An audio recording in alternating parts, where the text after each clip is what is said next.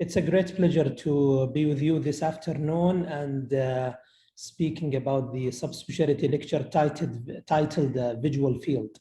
I would like also to welcome you all to the new academic year this year and hoping for success and better achievement for everyone.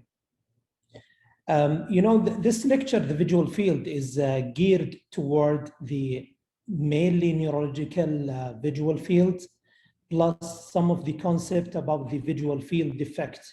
I believe my colleagues in glaucoma, they have a lecture how to interpret the visual field itself, the printout, how to know the reliability indices and so on.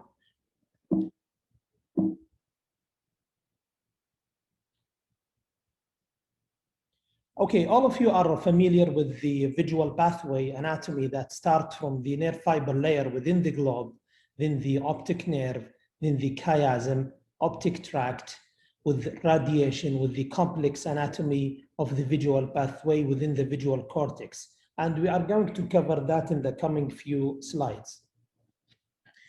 If we look at the nerve fiber layer distribution within the nerve fiber layer of the retina, as you know, we have the horizontal raphe and we have the papillomacular bundle that originate from the temporal part of the disc. So any dropout involving those fibers would result in the temporal pallor plus central scotoma. And these include optic nerve pathology, normal tensive glaucoma, nutritional optic neuropathy, as well as the retinal dystrophies that involve mainly the macular area. Then we have the arcuate fibers, which goes or loop above the papillomacular fibers, which when this part of the nerve fiber is damaged, we get the arcuate optic nerve defect. If the whole field is lost superior to the horizontal raphe, then we have what's called the altitudinal defect. So as we said, we have the papillomacular fibers, which represent mainly the macula and its temporal disc part. And we have the arcuate raphe, which is the horizontal temporal raphe, and the nasal radiating fibers, which represent the nasal retina. We know the basics that the nasal fibers are decussating to the other side, about 53%, and we are gonna talk about the anatomy of the chiasm later.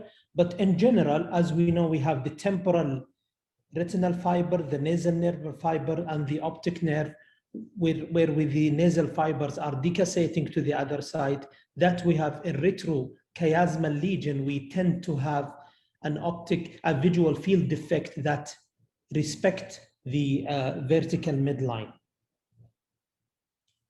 The visual field is represented by both eyes, and we have a common area which is represented in the middle. That's why we have the 3D vision, and we have the locking mechanism for the eye drift, so the eye will not drift because each eye will look at the image from different angle, and the brain will interlock those images together.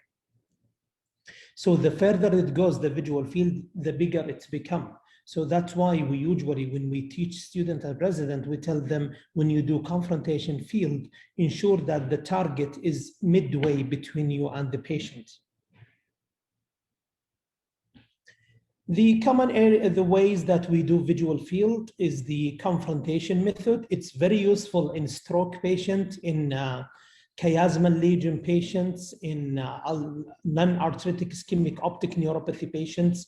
That's why I always encourage colleagues to do confrontation visual field in ER, even if the patient is referred with dilated pupil, or if the patient is coming to ER with unclear visual complaint, patient saying that he cannot see well and the vision is 20/20. So visual field is a part of test that should be done, especially at night where you don't have the access for the actual visual field. And as you know, we have the Goldman visual field, which is the kinetic, where you have the technician doing the test for you. And if you have any malingering patients or functional visual loss patients, you could tell your technician about that, so he will be able to trick the patient during the test and will identify any unusual behavior or functional component. Plus the automated part is the visual field. We have the Humphrey and the octopus, and this is the most commonly visual field done nowadays. So whenever you get any visual field defect test, then you have to know first, is it reliable or non-reliable? As you know, majority of you probably got a referral from other hospitals or other clinics regarding visual field defect in a patient, and which tend to be actually non-reliable field rather than true visual field defect. So if you ensure that it's reliable by looking at the reliability indices, and as I said earlier, this lecture was covered by my colleagues from glaucoma, how to know whether the visual field is reliable or not reliable. Number two, is it monoocular or binocular? So is it like one eye pathology or both eyes pathology? Number three, is it vertical or horizontal midline margination? So does the visual field defect respect the vertical midline or the horizontal midline? Number four, you have to tell, is it homonymous or heteronymous? And we'll clarify later what is homonymous and heteronymous. Finally, is it incongruous or congruous? Okay, what about the rules? So if you look at any visual field defect in your hand, what are the rules? Number one, if you have a unilateral visual field defect, so the origin either is ocular, like retina, or optic nerve disease. There is a midline. Please, if you are putting your microphone on by mistake, kindly mute your microphone. So the horizontal midline margination indicate either optic nerve pathology versus retina, examples like ischemic optic neuropathy, hemiretinal vein occlusion, old superior RD that was recovered with loss of vision that was chronic, and like optic nerve hydrogen, although it tends to cause not hemifield rather than small nasal or temporal field defect. If the visual field is bilateral, vertical midline margination, then it's a CNS origin visual field, either chiasmal or retrochiasmal. If you have a heteronymous visual field, meaning bitemporal or binasal, then the visual field defect is chiasmal origin because it's the point of crossing. However, if the visual field is homonymous, meaning both of the black part of the field are located in the right side, on the right side or on the left side, then this indicates that the visual field is homonymous. Then you have to decide, is this homonymous visual field congruous, meaning looking identical as you like Xeroxed or photocopied the visual field, or incongruous asymmetric? If it is congruous, this toward the occipital visual field defect, or if it's incongruous, that means it's more anterior toward the tract lesion. This paragraph or slide is highlighting the location of the optic nerve injury as well as the matching visual field defect. If we have an eyeball injury, retinal origin or optic nerve origin, then we have a complete field loss in one eye. Then if it's chiasmal lesion, we have bitemporal hemianopia. If it is tract region, then lift, then it's a homonymous hemianopia, more dense superior, and we're gonna cover that in the coming few slides. Then if we reach the lateral geniculate body, the lateral geniculate body has dual blood supply. That's why, depends on which blood vessel has been like closed and causing stroke, we will get the visual field defect accordingly. So if you have secteronopia or a triangle-like coming from the upper and the lower field, this is the indicating a lateral geniculate body lesion. Or if you have a quadranti secteronopia, like preserved wedge-shaped defect, this indicates also a visual field defect within the lateral geniculate body. Why we have this different type of visual field? because as I said earlier, it has a dual blood supply. If we go more posterior, in the lower part of the visual pathway, which is the temporal lobe, the inferior fiber of the optic nerve goes to the temporal lobe. That's why we have an upper quadrinopsia. So and we name the visual field opposite to the location of the lesion. As example here, we have right homonymous superior quadrinopsia, which represents the left temporal lobe. In parietal lobe, because it's the upper part, we have a lower visual field defect, and usually it crosses the upper midline. If we go more posterior toward the occipital lobe, then we have what's called congruous visual field defect. The occipital lobe is supplied by dual blood supply, the middle cerebral artery and posterior cerebral artery. The middle cerebral artery starts with M, is nourishing the macular fiber, start also with M. So if we have posterior circulation lesion like posterior cerebral artery, we tend to have a visual field defect that spares the macular area. However, if we have middle cerebral artery, we have hemianopic small scotoma coming at the macular fibers. Okay, now we'll start about the examples and the clinical examples of the visual field defects. Number one, we'll start with the nasal step. It's so common that we hear nasal step in the books, and probably good number of you, when they read about early glaucoma, then patients start to have a nasal step. Nasal step indicate, first of all, before we go to nasal step, if I give you a printout of visual field, in order to interpret the visual field correctly, you have to place the right eye visual field in the right side and the left eye visual field in the left side. So you will be anatomically aware about the blind spot location, the temporal field loss, and the nasal field loss. So as we see in this example, we have a nasal visual field defect with some early arcuate. And if you look at the pattern deviation, the visual field defect here started nasally, then start to progress as an arcuate defect, but we did not have the full arcuate yet. This is a common example for early glaucoma.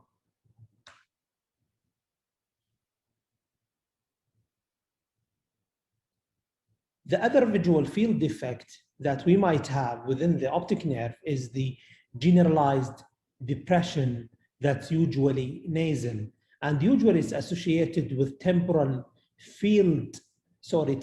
disc pallor with capillary dropout nasally, as well as early temporal, but mainly nasally. Also, if you have an enlarged or swollen optic nerve because of papilledema, or for example, diabetic papillopathy, then the patient tend to have a blind spot enlargement. Another example of visual field defect that originate from the optic nerve is the central ones.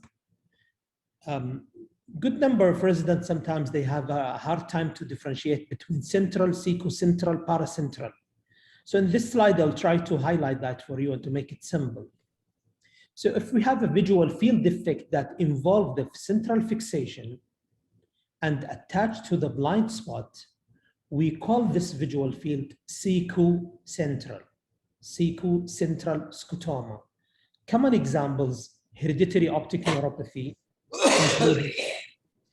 including autosomal dominant optic atrophy, Leber's hereditary optic atrophy, nutritional optic atrophy, as well as early low tension glaucoma.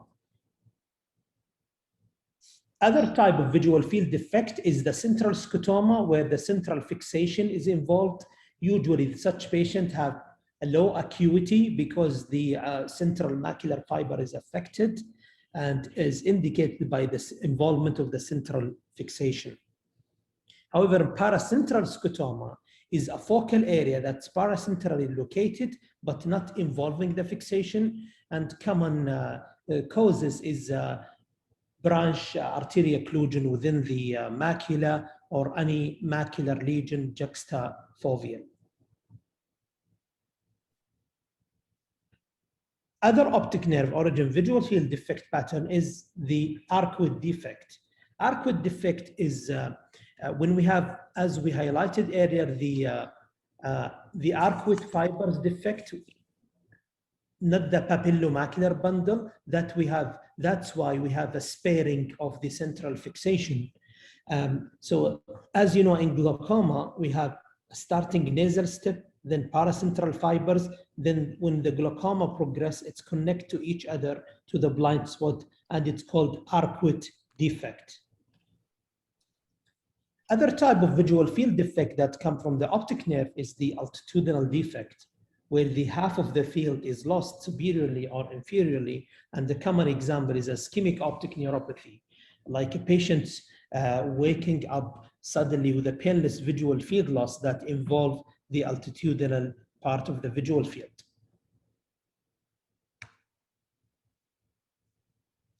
Now we'll go behind the optic nerve to the chiasm. So chiasmal lesion tend to be heteronomous, meaning if you look at this visual field part, the black side or the defect is in the right side here, and on the other visual field in the left side. So they are opposite direction. That's why it's called heteronomous. To make it easy, we call it bitemporal visual field loss. So if you encounter any patient complaining of visual loss, unexplained, do confrontation visual field. If you see bitemporal field loss, then you should suspect chiasmal or parachiasmal lesion, or if you do actual field by Humphrey or Goldman. Few words about the chiasmal anatomy. Chiasmal anatomy is relatively complex. As I highlighted earlier, as you know that the 53% of the nasal fibers, meaning more than the uncrossed fiber, are crossing to the other side. So the nasal fibers, 53% of them are crossing to the other side. There is something called Willebrand's knee, although some authors, they don't believe on the presence of this knee of Willebrand. So basically, what does it represent? If you look at the representation of the fibers here within the retina, we have the superionasal, inferionasal, superiotemporal, inferiotemporal. The knee of Willebrand is, we have some portion of the inferionasal fibers passes toward the other nerve, then comes back again to the tract. That's why if we have an optic nerve lesion here, it will affect the optic nerve in that eye and the inferionasal fibers in the other eye, causing superior temporal field defect, which called junctional scotoma. And I will highlight that in the coming few slides. The macular fibers are 80 to 90% of the chiasm. So the navel fibers crosses posteriorly. That's why you have what's called bitemporal hemianopic scotoma. Okay, so behind the optic nerve, if you have a lesion that affects the optic nerve as well as the relatively anterior part of the chiasm, then the visual, not the posterior part of that means the injury is not anterior where the knee of Willebrand is located. I'm talking about intracranial optic nerve portion just anterior to the chiasm with partial touch of the chiasm as this tumor. The patient will suffer from unilateral visual field defect centrally as well as denser scotoma temporally. So if you see unilateral visual field defect involving the fixation as well as the temporal part, you should suspect posterior optic nerve lesion near to the chiasm. Back to the junctional scotoma part. If you do visual field test, please pay attention to the visual field result in the uninvolved eye. Look at this example. This is the grayscale showing generalized depression with central scotoma in the right eye and superior temporal field defect in the other eye. This is another example of octopus field, generalized depression in one eye and superior temporal field defect. And this is a diagram simplifying how does it look like. If you see such visual field defect, then the location of the lesion is called junctional scotoma, indicating knee fulbrand injury with the optic nerve in that side. And as we highlighted area, what is knee fulbrand is inferior nasal fibers that loop around to the other nerve from the other eye. Okay, now what about the not bitemporal, binasal defect? Binasal defect, it almost never becomes CNS origin, usually represent retina or glaucoma and like optic nerve intrusions or retinal schisis or localized focal RDs. Okay, so now we talked about the optic nerve, different lesion, central, secocentral, paracentral, arcuate, and altitudinal. Then we covered the optic nerve lesion, the anterior with knee fulbrand, the junctional scotoma, as well as the anterior, the most posterior parts of the nerve with partial involvement of the chiasm. Then we talked about the chiasmal lesion, where we have the bitemporal field defect, and we talked about the binasal defect, which indicate retinal or optic nerve or glaucoma origin. Now we'll go to the retrochiasmal lesion. In retrochiasmal lesion, we started from the optic tract. The optic tract, which is located here, is formed by the uncrossed fiber from one eye and the crossed fiber from the other eye. But we know that the amount of crossed fiber are more than the amount of the uncrossed fiber. So theoretically speaking, if you have a tract lesion, you might have an afferent pupillary defect in the opposite eye or the contralateral eye, meaning right tract lesion might give you a left APD. Second point is because of the amount of the crossed and uncrossed fibers are unequal, that's why we have incongruous visual field defect. This is an example of the tract lesion. We have a dense hemianopic field defect left in the left eye and on the other eye, but not as dense as the other eye. That's why we call it incongruous visual field defect. Causes could be tumor, stroke, any space occupying lesion. And if you look at the optic nerve, sometimes you might see a band-shaped optic atrophy. And as we highlighted earlier, patient might have APD in the contralateral eye. Now we'll go to the posterior lesions, either parieto-occipital or temporal field loss. In the posterior tract lesions, we have the fibers that goes to the parietal lobe, then goes to the occipital lobe. If we look at the parietal lesions, usually if it's posterior, then they are more congruous and tend to affect the lower fibers. So usually the defect is inferior and somehow quadrinopsia.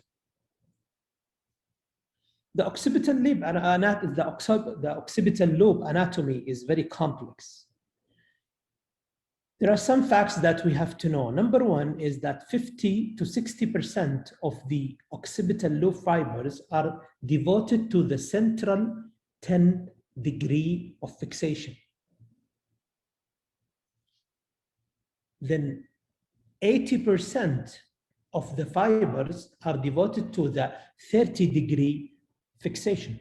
That's why doing 30-2 visual field test is enough to detect more than 80% of the visual pathway lesions. Let's look at the diagram here. This is called the peripheral fibers of the occipital lobe at the anterior tip, the most anterior tip. Any injury in this most anterior tip will give you the temporal crescent in one eye. However, the central fibers at the occipital tip, which is here, usually result in homonymous hemianopic scotomas, meaning small scotomas within the central part of the field. And any lesion within the occipital lobe itself, not the most anterior tip and not the occipital tip, meaning in the middle, would result usually in hemianopic congruous field defect with macular sparing.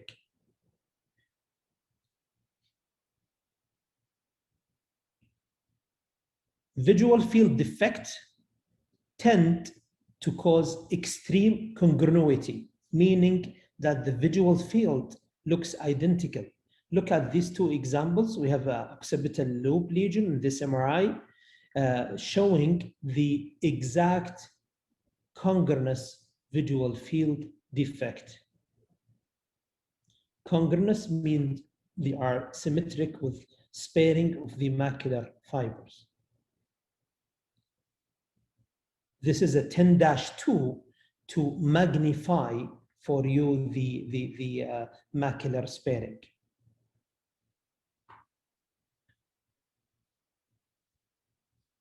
Another example of occipital lobe lesion is the extreme posterior, as we said before. The occipital tip, as you can see in this MRI, usually tend to cause hemifield loss.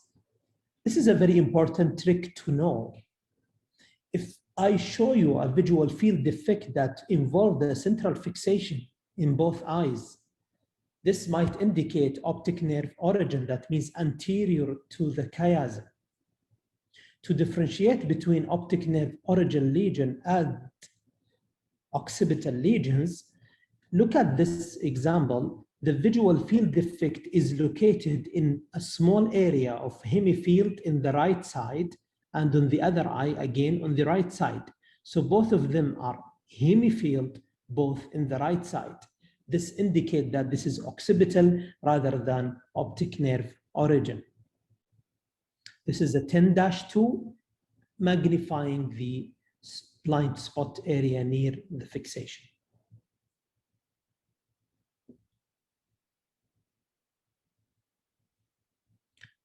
I'll skip this slide. I have a case study later at the end of the presentation. Okay, so now the role, which is pituitary tumor and which is retinal origin? So the question comes always, does pituitary lesion start from the central fixation or from peripheral part? As we said earlier, that most of the chiasm fibers are from macular fibers. So visual field defect from pituitary or chiasmal lesion tend to involve central fixation more than peripheral. We talked about the temporal crescent. Temporal crescent is the most anterior part of the visual field. Temporal crescent is the only visual field that is retrochiasmal and unilateral. And usually you will not detect this visual field by ham-free. Usually you need a Goldman because it's more than 30 degrees to the field. And the location, as we said earlier, it's the most anterior part or anterior tip of the occipital lobe. why we have a unilateral presentation of the visual field defect? Because there are around 30 degrees of the temporal visual field defect in the contralateral eye is not matched but by the smaller visual field defect of the ipsilateral eye. This is how does it look like and indicate the anterior occipital lobe infarction, and it's the only retrochiasmal lesion which is give monoocular visual field defect.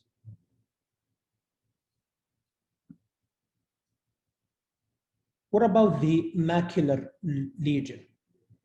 Just to stress on the points that we mentioned earlier, macular region, they are posteriorly extending slightly to the lateral aspects of the visual field.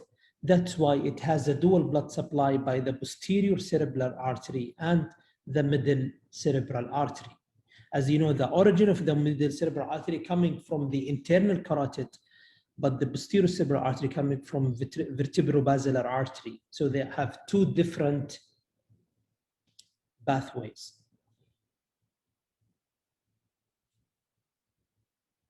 Okay, let's take this case study. It's a 35-year-old man aware of about 2 months that the right eye vision is blurred. And he has concentration lapses, space out, meaning when he look at a written phrase, there is a skip areas that where he cannot see. And occasionally he reports visual hallucinations. He went to a physician and he told, maybe you have stroke or you should rule out stroke. This is how his visual field looked like. His vision is 20/20. Pupil examination was within normal.